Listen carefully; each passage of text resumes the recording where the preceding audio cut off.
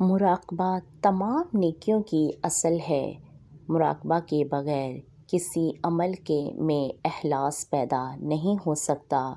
مراقبہ تمام برائیوں سے بچانے میں مددگار ہے۔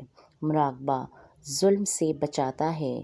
اگر انسان اپنی روزمرہ کی زندگی میں مراقبہ کی عادت اپنا لے تو یہ تصور قائم رہے گا کہ اللہ پاک مجھے اور میرے اعمال کو دیکھ رہا ہے۔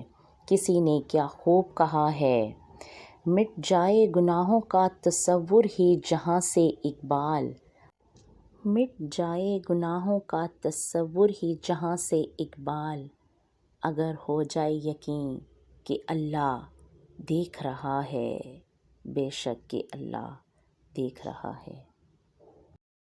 ہمیں ہر لمحہ، ہر پل، ہر ساتھ دیکھ رہا ہے۔